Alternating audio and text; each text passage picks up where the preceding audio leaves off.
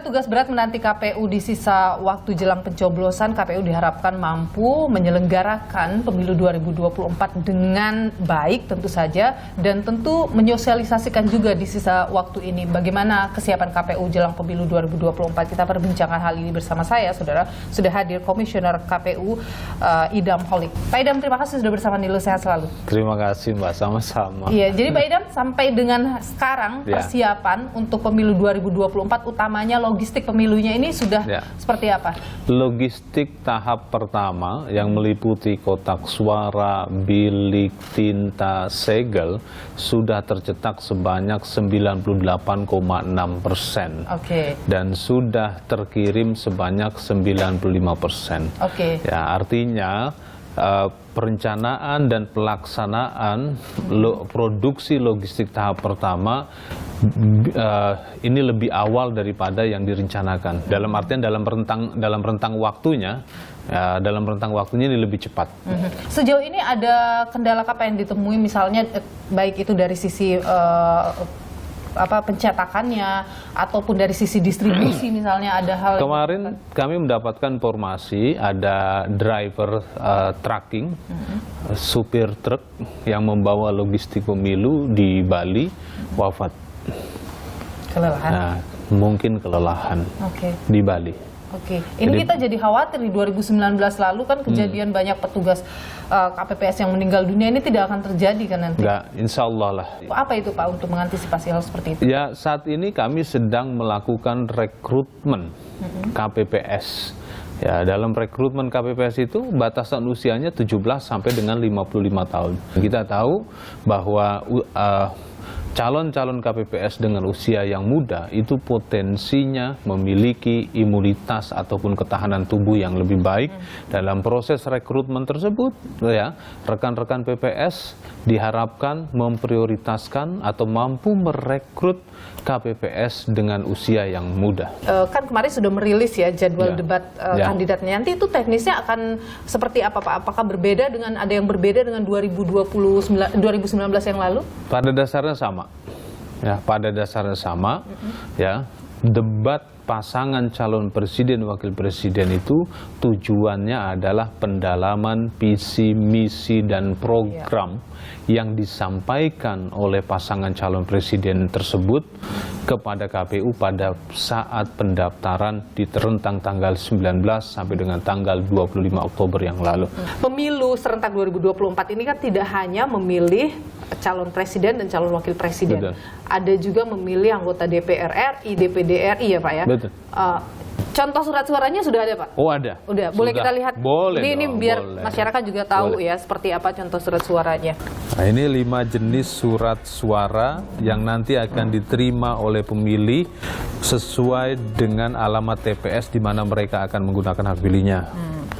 Ini ada surat suara untuk pemilu presiden dan wakil presiden.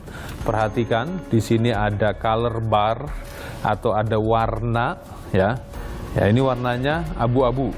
Ya, dan setiap bagian depan surat suara itu berbeda color barnya atau warnanya, ya. Ini abu-abu, di belakangnya juga ada abu-abu, ya, yang bertuliskan KPPS, ya, termasuk nama ketuanya, serta nanti surat suara ini akan ditandatangani oleh ketua KPPS. DPR RI, ya, ini warnanya ini kuning. Ya, nanti ada 84 dapil. 84 dapil. Ya, 84 jenis surat suara. Oke, jadi ini akan dan setiap dapil itu ukurannya bisa jadi berbeda karena komposisi calon anggota legislatifnya. Tapi kurang lebih akan seperti ini tampilannya nanti. Tampilannya seperti ini ya. Ada partai-partai kemudian dengan jadi ada 4 ya, ada 4 partai di setiap barisnya. Nah ini untuk DPD nanti. Kalau DPD warnanya merah ya, color barnya. Ya, merah color barnya. Nanti pastikan semuanya ya dipilih, jangan. Ya, ini merah. Ini ada 38 daerah pemilihan, berarti ada 38 jenis surat suaranya. Ini untuk provinsi ya. Nah, Nanti surat suara DPD yang paling banyak di Indonesia itu ada di Jawa Barat. Ada 54 calon DPD yang di dalam surat suara, berarti dia lebih panjang ke bawah. Oke, ya. Baik. Ini untuk DPRD provinsi. Ini DPRD provinsi.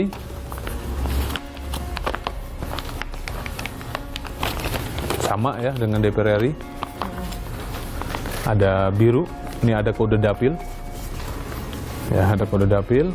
Sama, ini juga ada kode dapil untuk memudahkan identifikasi petugas KPPS ya, dan memastikan petugas sortir pada saat melakukan pelipatan bahwa ini adalah benar dapilnya. Oke.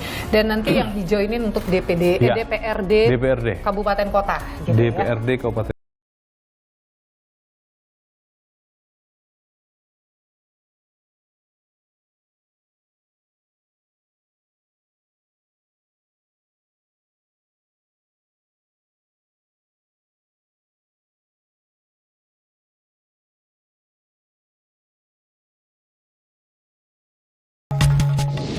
Pak Idam, yang juga menarik pada saat proses sudah mendekati hari pencoblosan adalah ada kebocoran data, dugaan kebocoran data dari situs KPU. Dugaannya. Ya, Oke. makanya saya katakan dugaan itu Ya, sejauh karena ini ada bagaimana investigasinya? Saat ini memang gugus tugas ya, gugus tugas keamanan siber KPU sedang melakukan penelaahan terhadap hal tersebut.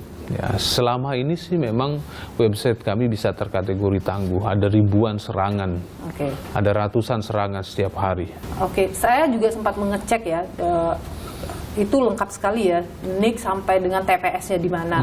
Kemudian saya coba untuk mengecek NIK itu ke situs KPU dan itu muncul nama beserta dengan TPS-nya. Nah, sekarang pertanyaannya, apakah betul data tersebut bersumber dari situs cek DPT online ataupun situs Sidali? Ini kan perlu investigasi lebih mendalam. Dan itu butuh waktu yang sangat lama untuk investigasi. Informasi yang disampaikan demikian kepada kami, ya kita tunggu saja proses seperti apa.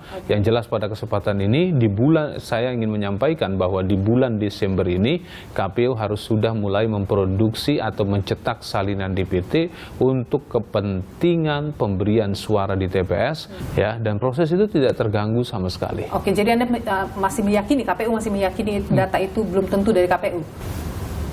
Perlu informasi yang pasti nanti dari gugus tugas. Oke, Pak Idam Holik, Komisioner KPU atau Komisi Pemilihan Umum Republik Indonesia. Terima kasih sudah berbagi informasi pandangan di Nilu. Sehat selalu.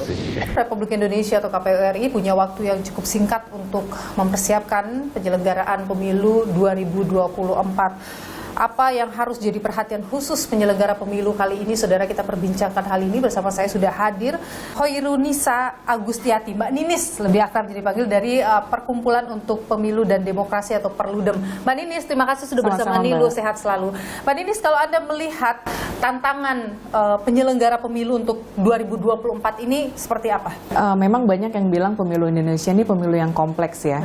Bukan hanya dari size negara kita, negara besar, pemilihnya banyak, 204 juta lebih pemilih, tapi juga dari sistem pemilu yang kita pilih dengan sistem pemilu proporsional terbuka, itu memang ada kompleksitasnya. Tapi ini juga sebetulnya bukan menjadi excuse bagi penyelenggara pemilu untuk tidak maksimal. Nah, 2024 ini sebetulnya tidak berbeda dengan 2019 yang lalu.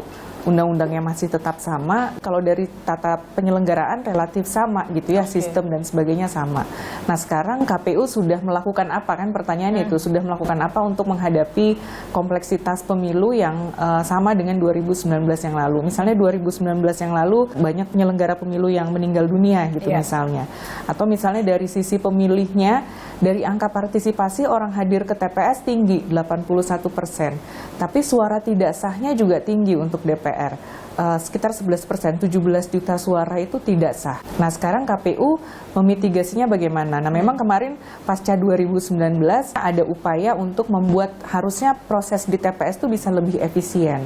Atau misalnya petugas-petugas yang didorong gitu, yang bekerja adalah mereka yang lebih muda dengan asumsi lebih sehat, lebih kuat dan sebagainya. Kalau KPU menyatakan kan proses rekrutmen mereka perbaiki, tas kesehatan mereka juga perbaiki ini untuk antisipasi tadi. Menurut Anda itu cukup? Tidak cukup, karena begini, Salah satu tantangan bagi petugas di TPS itu adalah biasanya mereka itu tidak mendapatkan pembekalan yang cukup soal bagaimana tata kerja di TPS. Karena di TPS akan sangat kompleks. Misalnya orang yang pindah memilih, orang yang hanya memilih dengan KTP. Nah, terkadang knowledge itu nggak ketransfer semua tuh ke seluruh petugas di TPS gitu ya. Kalau kita lihat kan misalnya untuk meningkatkan partisipasi tentu sosialisasi terus harus gencar ke masyarakat. Kalau Anda melihat hal itu sudah cukup gencar dilakukan oleh KPU?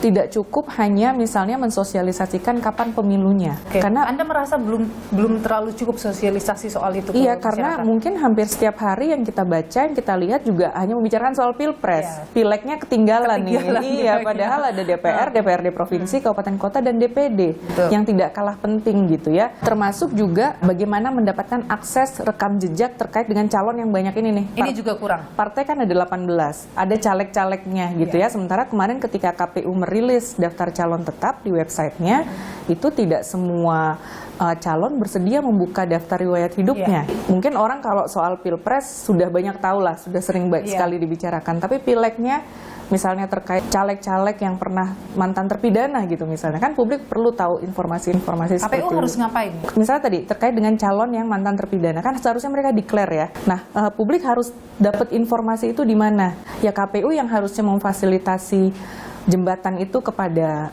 publik dicoret. Tapi akurasi KPU dalam verifikasi data pemilihnya ini menurut Anda bagaimana sejauh ini? Kemarin salah satu catatannya adalah ketika misalnya ada orang yang sebetulnya sudah punya hak ya, misalnya dia warga negara sudah usia 17 tahun atau lebih, namanya tidak ada karena misalnya belum ada KTP elektroniknya gitu.